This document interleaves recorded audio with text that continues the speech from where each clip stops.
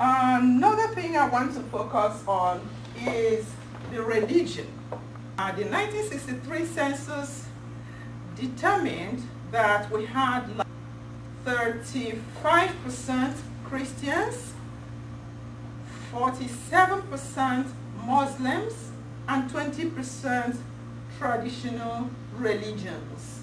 However, the country has evolved a lot since that time, so this statistics is not quite accurate in the present.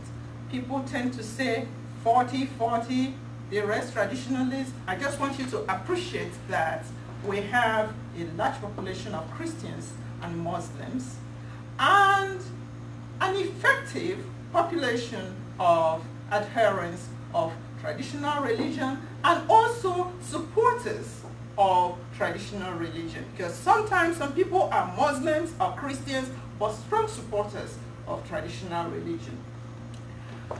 We know a lot about religious conflict in terms of Muslim-Christian conflicts because it's usually all over the internet, CNN, and different media. So I'm not going to go into that, but I want to focus on another kind of religious conflict that people don't usually know about. Conflict between established religions on one side and the traditional religions. Let me just say hostility. Hostility in terms of education, modernization, and such civilizing. In terms of practice, it takes various forms. One of the forms is, you see, Nigerian movies, Nollywood. America is #1 in movie making. India is #2 in movie making. Nigeria is #3 in movie making. So movie making is very huge in Nigeria. Many of the movies actually portray traditional religion as something evil. So that you have somebody with a conflict, and then the conflict, the way they'll manage the conflict will be resolved, by that person going to priest or something like that, but that evil would have been caused by some kind of traditional thing. And I'm not saying that this kind of thing does not happen, but it's just that it's not one way. Problems are caused by different kinds of people. Okay? Then you also find that sometimes some people are fired by a kind of religious zeal, and they just go to the shrine and they destroy the shrine and then carry away the artifacts. They always have a reason, either that the priest committed some misdemeanor or some kind of corruption.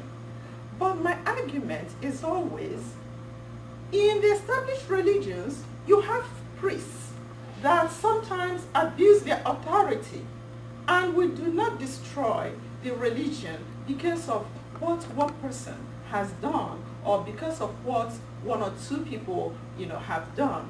Why do we mete out that kind of punishment on traditional religion? I think it's because of hostility, because of the agenda that is already bad. And I say this because I have done research on this. Actually, in the Igbo area, it had a name. The name is Igbu, killing of the spirits. It started during the colonial period, when the first Christians came and were trying to prevent people from worshipping traditionally, but to imbibe the new thing, which was Christianity. One of the things that was done at that time was, to give the traditional religions a bad name. Heathen was the name, that anything heathen was supposed to be bad.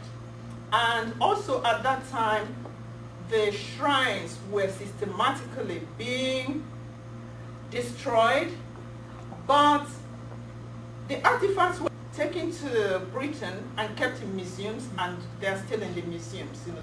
That idea of Igbo has persisted. The only thing is that there are different actors. The actors that were doing it during the colonial period are no longer there. New actors are now doing it, but the idea is still there. And that's what I call hostility towards African culture, because religion is the base of the culture. Actually, there's a research that has highlighted how schools prevent students from participating in some traditional things just because it's connected with religion, festival, masquerade, you know, the culture. Gender politics is another one that I want to focus on. Gender politics, because I think that politics is the center of life, of whatever we're doing. There is politics in it. It's politics that dictates, you know, when we wake up, when we go to work, and when we go back home. So even when we say that we're not involved in politics, we're involved in politics. And that's why there are so many gender issues that I would have liked to talk about, but I want to focus on politics because of its centrality. That's where you make the policies. And when you talk about any society where you have men and women, I just think that you must have women at all levels of governance. In real life, women, they're everywhere. They're in the kitchen, they're in the living room, if you know what that means. They're at work, they're at home. And therefore, they should be centralized at all levels of governance. And that's why I've looked at the performance of Nigeria, and I see that in terms of other countries, particularly other countries in Africa, it's not doing that well.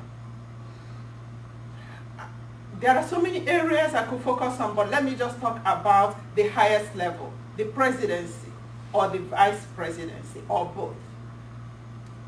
Uganda has produced 2 women vice presidents. In fact, the Rwandan refugees, the women that went to Uganda during the ethnic cleansing in 1994 were influenced by gender politics in Uganda. And what is the result in Rwanda? The result is that in 2005, Rwanda could boast about the women in Rwanda having 56% of the parliamentary seats. That's the highest in the world. And if we move to the West African zone, of course we all know about Liberia. Liberia has a woman president. And what about Nigeria? Neither a president nor a vice president. I want you to know that it's not all that negative, you know, because creating Nigeria from all those nations has been evolving. And luckily for me, I grew up, you know, to see Nigeria as it is, as it was. It was the positive thing that I saw. In school, for example, when I was at school in Queen's School, Enugu, I had people from different ethnic backgrounds, and I used to love that. I used to learn some of their greetings. I learned how they dress. I used to join different dance groups. I'll go and dance with these people, learn their dance steps. I go to another one, learn their dance steps. I just enjoyed having that diversity, and I grew up with that kind of cultural diversity. Food, different food, and everything. And the Igbo, I am an Igbo woman. Nigeria, I don't know whether she mentioned that we have so many different ethnicities in Nigeria. The 3 major ones are the Yorubas, the Igbo, and the Hausa. We also have others, the Fulani, the Shekiri. I mentioned some of them when I was talking about the ethnic nations, because those ethnic nations, most of them were actually along ethnic lines. So there is strength in numbers. That's what we say among the Igbo. Igwe. There is strength in numbers. I actually think that having all these ethnic groups in one Nigeria is a very positive thing, you know, because it gives us more strength. It gives us more drive. Nigerians have a lot of drive. They are very competitive. They have to be coming from a country like that with all these different people, you know, trying to assert themselves.